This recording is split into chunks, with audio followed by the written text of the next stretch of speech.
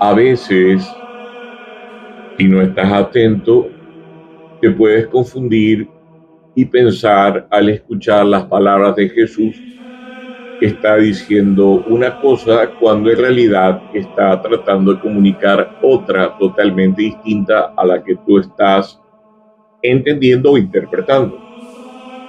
Este caso, por ejemplo, es el del relato que aparece en el Evangelio según San Lucas en el capítulo 16. Este relato se conoce usualmente como la parábola del administrador injusto. Jesús se dirige a sus discípulos y les habla de un hombre rico y un administrador de su negocio que era injusto. En nuestra época le llamaríamos un administrador corrupto. Este administrador, ladrón y sinvergüenza, derrochaba los bienes a él encomendados por aquel hombre rico. Un día llamó al administrador, le cuenta lo que sabe de él, de sus pillerías, y le pide que le dé cuenta de todo lo hecho en su administración y que se marche, porque estaba despedido.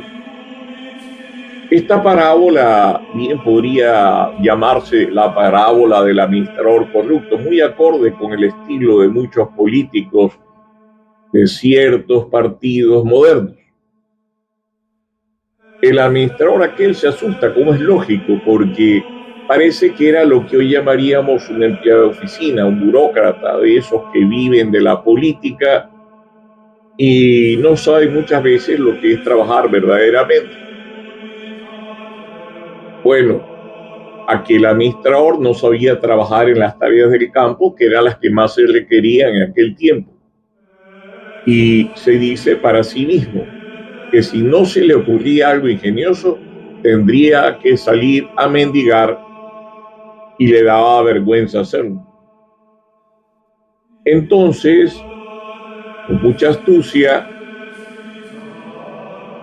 fue llamando uno a los deudores de su empleador y a cada uno le daba un recibo de pago por un valor mucho menor de la deuda que tenían para con él o aquel. Es decir, si alguien le debía, por ejemplo, 100 monedas, él le hacía pasar como que debía 50.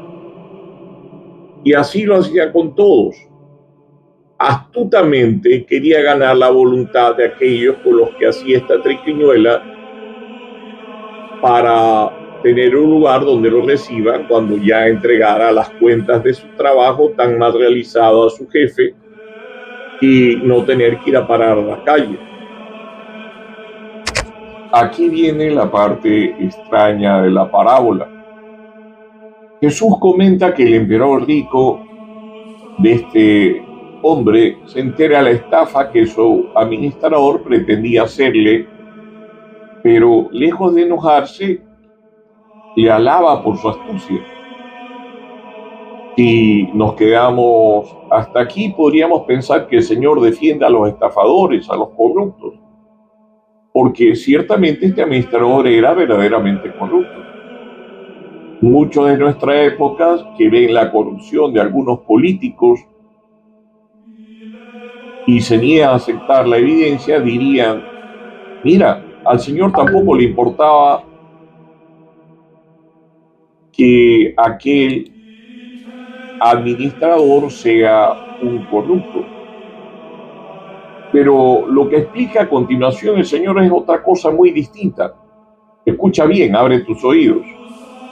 Ciertamente los hijos de este mundo, los hijos de las tinieblas, son más astutos, más diligentes con su propia gente, con sus asuntos, que los hijos de la luz.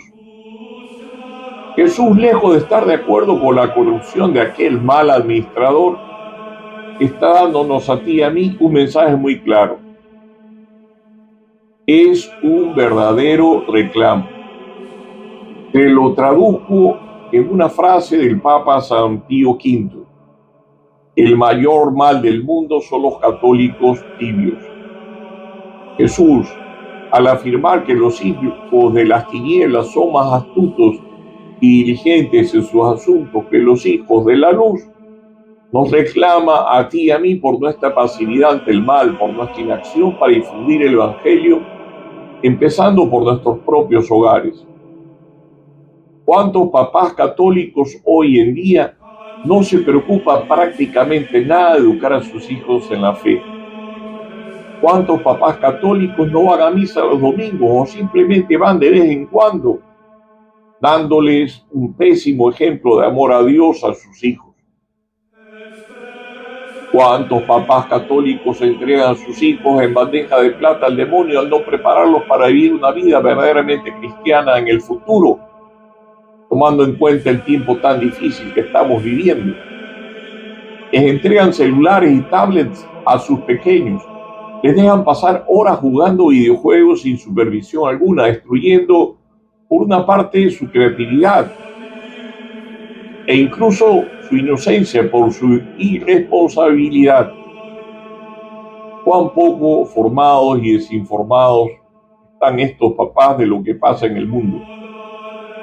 Por otra parte, los católicos de este tiempo no leen la palabra de Dios, no conocen el catecismo católico de la Iglesia, no leen ningún libro que tenga que ver con temas espirituales, no conocen lo que los hijos de las tinieblas están haciendo con mucha astucia para destruir la fe, la vida y la familia en el mundo, porque pasan horas y horas en las redes perdiendo el tiempo. Poco o nada saben de su fe y de cómo el mal del mundo avanza para saber combatirlo. Muchos, después de su primera comunión y confirmación, si es que lo hicieron, nunca más se preocuparon de acrecentar su fe. Recién el día de su matrimonio vuelven a confesarse. Los que aún lo hacen son unos muy pocos. Ni qué decir los jóvenes que tan fácilmente caen en las redes de Satanás a través de la pornografía, las relaciones prematrimoniales, como que si estos pecados no tuvieran ninguna importancia ni dañaran sus almas, sin darse cuenta de que al hacerlo se alejan de Dios. Y tengo que decirlo con palabras claras, se ponen en peligro de condenación eterna. El pecado, cualquiera que sea, adulterio, fornicación, estafa, robo, borracheras, drogadicción, leerse las cartas, brujería, santería, etcétera, aunque ahora se escudan en que casi todo el mundo lo hace, siguen siendo pecados mortales y te pueden conducir a ti y a ellos a la condenación eterna. Cuando el Señor dice que los hijos de las tinieblas son más astutos en sus asuntos que los hijos de la luz, se está refiriendo a ti y a mí, que supuestamente somos hijos de la luz, pero que somos extremadamente tontos para dejarnos engatusar por el demonio y sus secuaces.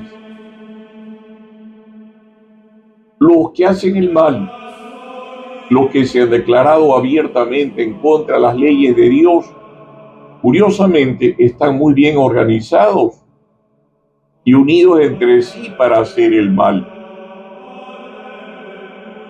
Los que queremos hacer el bien, fíjate bien, no estoy diciendo los que no tenemos pecados, porque todos nosotros somos pecadores, unos más, otros menos, pero todos lo somos. Los que queremos hacer el bien somos como francotiradores en una guerra. No peleamos en equipo, peleamos solos y más tarde o más temprano caemos. Pensamos que podemos vivir nuestra fe de un modo light, sin compromisos, sin complicaciones, sin exigencia, sin alimentar nuestro amor a Dios, sin oración y sin sacramentos, sin servir al prójimo y sin conocer nuestra fe. El Apocalipsis es muy claro cuando Dios habla y dice: porque no eres ni frío ni caliente, sino tibio, yo te vomitaré de mi boca. El agua tibia provoca náusea. Nuestra mediocridad le provoca náusea a Dios. Hemos sido llamados a la santidad y no a la tibieza y mediocridad. San Pablo, al final de su vida, ya próximo al momento de ser ajusticiado por orden del emperador romano, dice: he peleado el buen combate, ahora voy a recibir la corona que Dios tiene preparado para aquellos que le aman. Tú y yo, ¿podemos decir acaso que hemos peleado el buen combate por el reino de Cristo? Tú y yo, que nos autoproclamamos católicos, ¿podemos decir que somos protagonistas del cambio del mundo?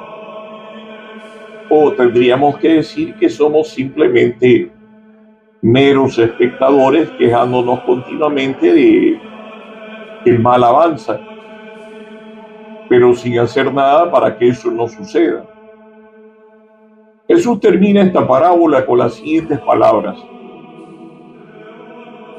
y yo os digo, ganaos amigos con el dinero de iniquidad, para que cuando falte os reciban en las moradas eternas. El que es fiel en lo poco también lo es en lo mucho. El que es injusto en lo poco también lo es en lo mucho.